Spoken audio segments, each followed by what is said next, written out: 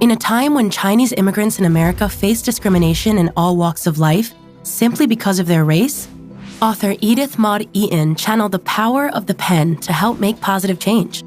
Born in England in 1865 to a British father and a Chinese mother, Edith's family moved to Montreal, Canada when she was 7, where she fell in love with literature.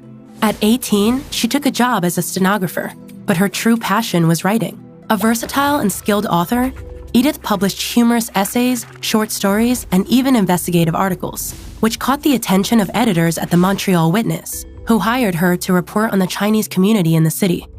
Although the Chinese Exclusion Act of 1882 prevented Chinese immigrants from entering the United States, Edith's mixed heritage enabled her to travel across the border many times. In the U.S., she observed daily life in Chinatowns across the country, writing authentically about the experiences of Chinese people and the discrimination they faced due to their race.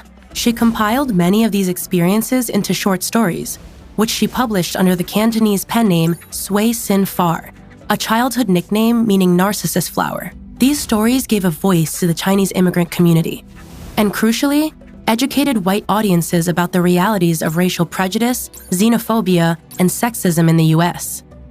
They were so successful, in fact, that Edith became well known in the U.S. itself, even receiving tons of fan mail full of admiration for her work.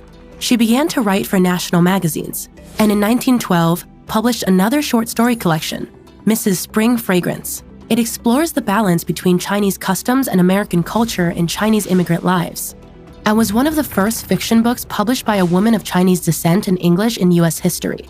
Edith dedicated her life to writing and the pursuit of truth. She died in 1914, aged just 49, leaving behind a body of work that continues to educate and entertain readers over a century later. How can different forms of writing illuminate the experiences of other people?